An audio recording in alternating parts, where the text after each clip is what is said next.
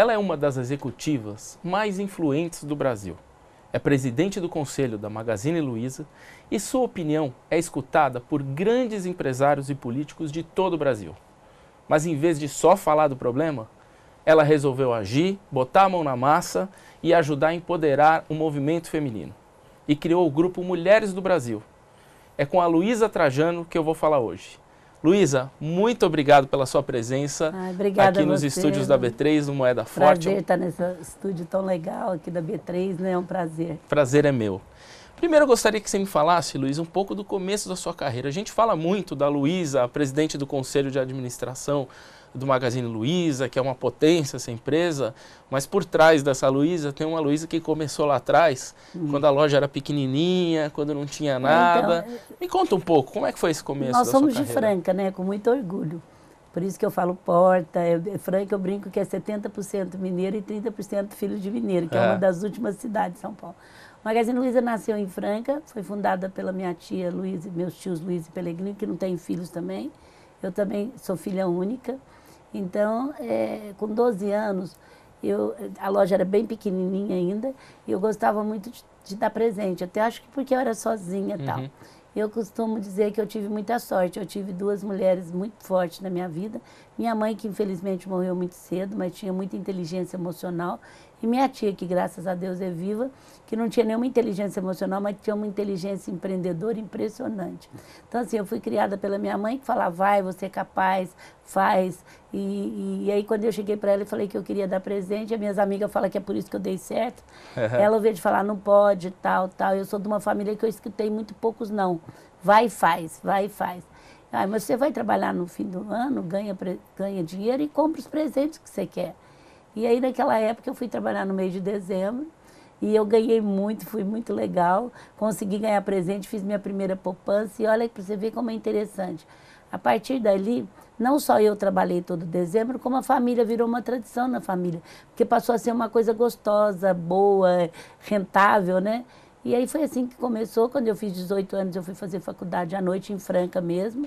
E já comecei a assumir... Já visando trabalhar no Magazine Luiza. Não era nem que assim, era tão natural, porque eu tinha dado tão certo nos dezembro, eu gostei, que assim, não foi muito questionado, vai ser você ou não vai ser você. Era um processo, tudo na minha vida foi muito natural, não foi uma coisa muito planejada. E que cargos você foi ocupando ao longo do tempo? Aí eu fui ocupando todos, porque...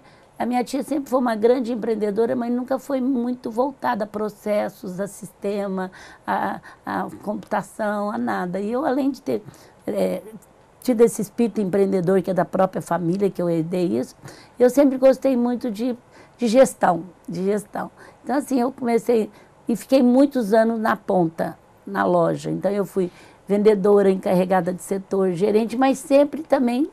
Eu com o olho na estrutura da empresa. Ah, vamos fazer isso, vamos fazer um layout de loja melhor, vinha para São Paulo. Então, sempre querendo dar um salto um pouco na estrutura e na gestão da empresa. E sempre em contato com o cliente também?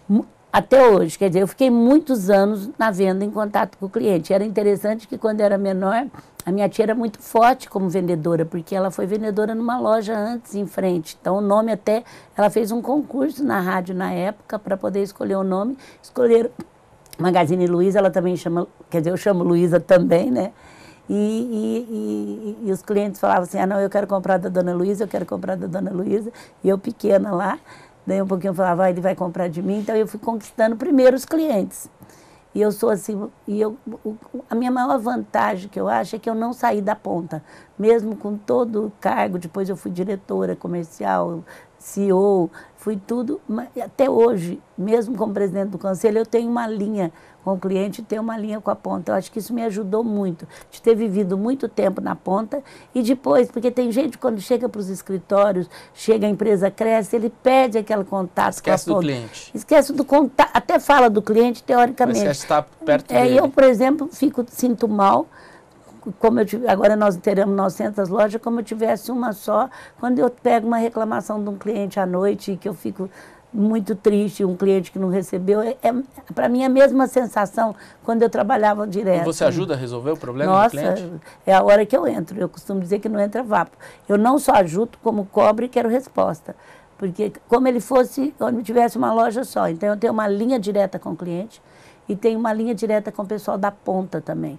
Porque uma das coisas que eu tive mais medo foi não perder o jeito nosso de ser, aquela cultura Magazine Luiza. Quando você cresce, tudo vai ficando grande, grande, grande, grande, grande. Você imagina 900 lojas, 23 mil funcionários, e você vai perdendo o contato. Então, essas duas coisas foi que eu encontrei. Eu tenho uma linha direta com o pessoal de base, que me conta muita coisa, e tenho uma linha direta com o cliente.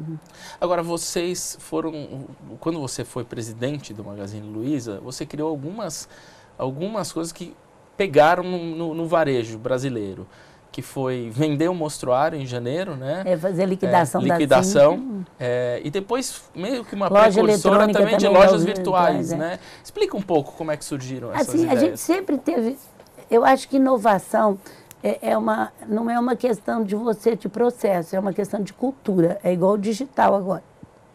Você tem que ter um espírito de querer inovar. Porque senão você começa a falar, está tudo em time que se ganha não se mexe, para que eu vou mexer se está tudo bem? Esse espírito de inovar, de estar sempre criando coisa, a minha tia só tinha um dinheiro para... Ela foi vendedora numa casa, como eu contei, em frente, ela só tinha um dinheiro para comprar, dar entrada numa loja em frente, onde ela trabalhou muito tempo, depois ela casou e foi viajar, meu tio era representante, ela foi ser junto, mas o sonho dela era voltar para Franca. Aí ela comprou essa loja que chamava A Cristaleira. E para você ver como inovação era uma coisa nossa. Isso há 62 anos atrás. Ela fez um concurso na única rádio que existia para o povo escolher o nome. Então, assim, esse espírito de inovação sempre foi muito forte em nós. E em mim, eu sou muito forte. E aí eu fico sempre, como diz Oscar Montemurro, fazendo equações impossíveis, né? Então, na época, em 91, começou a fechar muita... pernambucana, que a pernambucana nas cidades do interior estava escrito nos porteiras, não sei se vocês... Era uma referência. Então começou a fechar muitas dessas cidades em Batatais, Caça, cidades bem pequenas, em volta, nossa. E as pessoas pediam, Luísa, traz uma loja para cá, traz uma loja para cá. A gente já tinha umas 50, 60 lojas. Mas como é que eu ia pôr uma loja numa cidade que estava fechando? E aí veio as equações impossíveis. Como que eu posso ter uma loja para servir a cidade com baixo custo, mas sem perder todo o glamour? E aí nasceu a loja eletrônica Luiza, uma loja que não tinha produto nenhum. Na época, só para você ter uma ideia, não existia multimídia, a gente tinha que gravar em fita de vídeo. Então gravava no ponto 10, tem a geladeira. Só que a loja tinha um contato com a clientela muito grande. Ela tinha centro de promoção que o pessoal da cidade ensinava a fazer, a gente levava curso. E tinha vendedor dentro da loja. E eu fiz muito teste antes.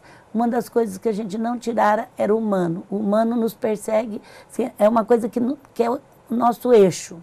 Nosso eixo é as relações humanas, seja com o cliente, seja com funcionário, seja com o Brasil. Então, a gente fez teste, mas tinha o vendedor. O vendedor continuava fazendo o mesmo papel. E a gente, sim, fui chamada muito de louca na época, né, onde se viu isso. O Magazine Luiza traz para a sua cidade a loja do ano 2000. Fazia um marketing educativo para o pessoal não chegar e não encontrar o produto e não ficar decepcionado. E hoje nós temos 180 lojas dessa. Quando a nossa concorrência, ela só tem o telefone, que é físico. E hoje nós temos multimídia, que serviu muito para as outras lojas. E é 2 vezes case em Harvard já. Então, isso foi em 91. A liquidação fantástica, que era assim, janeiro era um mês péssimo do varejo brasileiro. E a gente falou, vamos fazer uma liquidação para abrir às 5 horas da manhã. E assim, uma liquidação só de mostruário, com aquele desconto. Até minha tia, que é uma empreendedora que nunca fala que a coisa não ia dar certo, na época ela falou, Luísa Helena, não vai ter ninguém às 5 horas da manhã. Não preocupa não, que o pessoal no lugar de uniforme vão de roupa comum, a equipe, para parecer que é cliente, né? E aí, 3 dias antes, começou a fazer fila. Ela falava assim, põe produto, não decepciona o cliente, não.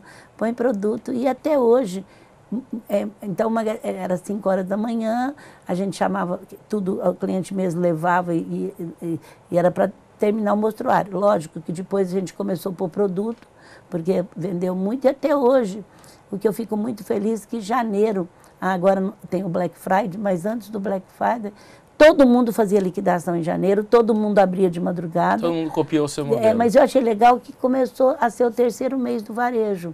Agora que o Black Friday pegou um pouco, mas era mães, dezembro e janeiro. Então, uma empresa do interior, há 20 anos atrás, com uma campanha, mudou o cenário do varejo brasileiro. Porque aí todo mundo faz. Farmácia, prestadora de serviço, todo mundo faz uma liquidação da madrugada. Agora, nesse processo todo, você saiu da presidência para assumir a presidência do conselho. Não, você sabe que no começo eu não saí para assumir a presidência do conselho.